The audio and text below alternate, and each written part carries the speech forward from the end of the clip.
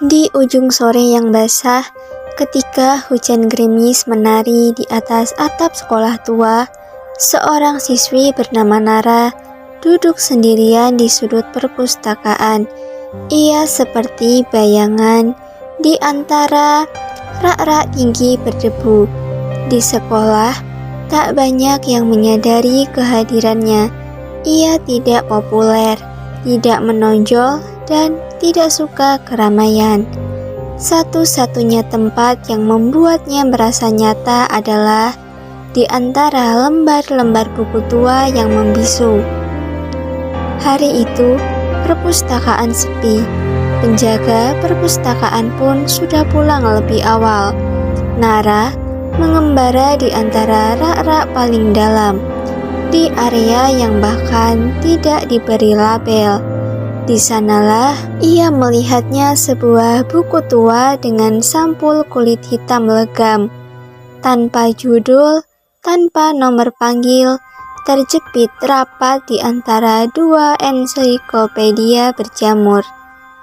Tangannya ragu saat menarik buku itu, tapi saat jari-jarinya menyentuh permukaan sampulnya, jantungnya berdetak lebih keras, seolah buku itu menyimpan sesuatu yang hidup. Saat dibuka, lembaran pertamanya kosong, tapi perlahan tinta hitam muncul dari kekosongan seperti asap yang menari. Kata-kata itu muncul untuk Nara yang akan membuka gerbang ketujuh. Nara terkejut, tangannya gemetar. Namun, sebelum bisa menutupnya, halaman berikutnya terbuka sendiri. Gambar-gambar muncul dengan cepat, seperti ingatan yang dilahirkan kembali. Ia melihat siluet gerbang besar, 7 simbol melingkar di atasnya, dan sosok berjubah gelap dengan mata yang menyala biru memanggil namanya. Nara. Suaranya bukan berasal dari buku. Itu terdengar langsung di telinganya, dalam bisikan serak yang membuat bulu kuduknya berdiri. Ia menoleh cepat, tapi tak ada siapapun. Perpustakaan itu tetap sepi, namun hawa dingin tiba-tiba mengalir, membuat jendela bergetar seperti akan pecah.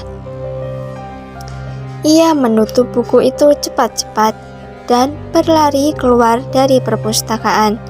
Tapi saat melewati lorong gelap menuju gerbang sekolah, ia melihat sesuatu yang tak seharusnya ada. Bayangan seseorang berdiri menatapnya dari ujung lorong. Meski tidak ada cahaya di belakangnya, tubuhnya tinggi, berbalut jubah dan mata birunya menyala seperti bara dingin. Nara menahan nafas. Sosok itu tak bergerak, tapi saat ia memejamkan mata dan membukanya kembali, bayangan itu hilang. Malam itu, Nara tidak bisa tidur. Buku tua itu kini ada di dalam tasnya, dan ia merasa seperti telah membawa kutukan pulang. Tapi, rasa takutnya bercampur rasa ingin tahu yang tak tertahankan. Keesokan harinya, saat ia duduk di bangkunya, sahabatnya yang ceria, Ray, menepuk pundaknya. "Hei, kau baik-baik saja? Wajahmu pucat, kayak kertas, kau lihat hantu ya?" Nara ingin menjawab tidak, tapi mulutnya bergerak sendiri lirih. "Aku rasa aku akan segera bertemu dengan mereka." Ray tertawa, mengira Nara bercanda. Tapi, dari dalam tas Nara, buku itu bergetar, halaman-halamannya membuka sendiri, meski tertutup rapat. Dan dari balik kaca jendela, seekor burung hitam bertengger, matanya biru menyala. Sesuatu sedang dimulai, dan Nara baru saja mengetuk dunia yang tak pernah diajarkan siapapun.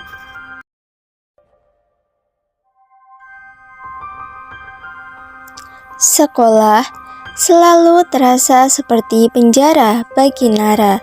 bukan karena pelajaran atau guru, tapi karena tatapan sinis dan bisik-bisik yang selalu mengikutinya. Sejak kelas 1, ia dijuluki si penyendiri. Beberapa menyebutnya aneh, bahkan ada yang bilang ia membawa sial karena matanya selalu menatap kosong keluar jendela, seolah melihat dunia lain yang tak mereka pahami. Namun, ada satu orang yang tak pernah meninggalkannya, Ray, sahabat satu-satunya. Ray adalah kebalikan dari Nara, cerah dan punya banyak teman.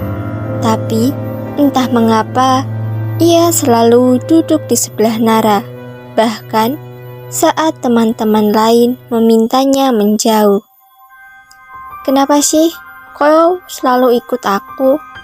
tanya Nara suatu hari saat mereka duduk di bawah pohon mangga di belakang sekolah.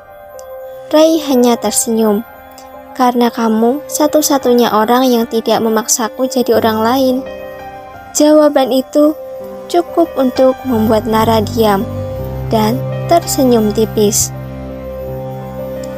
Meskipun ia tak mengakuinya, kehadiran Ray membuatnya tetap waras di tengah hiruk-pikuk dunia yang tak pernah memahaminya. Namun, sejak ia menemukan buku tua itu, dunia mulai berubah. Hari demi hari, Nara mulai melihat hal-hal aneh. Bayangan yang bergerak sendiri di kelas, suara bisikan yang muncul dari balik loker, dan simbol aneh yang tiba-tiba tertulis di papan tulis. Simbol yang sama dengan yang ada di dalam buku. Ia berusaha mengabaikannya, tapi malam itu semuanya memuncak. Saat pulang sekolah, hujan turun deras. Ray menawarkan payungnya, tapi Nara memilih tetap berjalan sendirian. Hatinya resah. Ia merasa seolah ada sesuatu yang mengikutinya. Langkahnya cepat, nafasnya pendek, dan saat ia melewati lapangan belakang sekolah, ia melihatnya. Gerbang itu, di antara pepohonan basah dan rerumputan yang merunduk karena hujan, berdiri sebuah gerbang batu setinggi 3 meter, tertutup lumut dan akar. Tapi yang membuatnya bergidik adalah cahaya biru redup yang menyala dari celahnya. Simbol 7 elemen melingkar di atas gerbang, persis seperti dalam buku. "Ini tidak mungkin," bisiknya. Gerbang itu seharusnya tidak ada. Di tempat itu hanya ada semak liar, tapi sekarang berdiri megah seperti menantang keberanian siapapun yang berani mendekat. Nara melangkah perlahan, lututnya gemetar. Tapi sebelum tangannya menyentuh gerbang itu, suara Ray memanggilnya. "Nara!" Ia menoleh. Ray berdiri di balik pagar, basah kuyup. Nafas terengah. "Apa yang kamu lakukan? Kau nggak lihat itu? Itu gerbang itu?" Nara mendekat. "Kau juga bisa melihatnya." Ray mengangguk perlahan. Wajahnya bingung.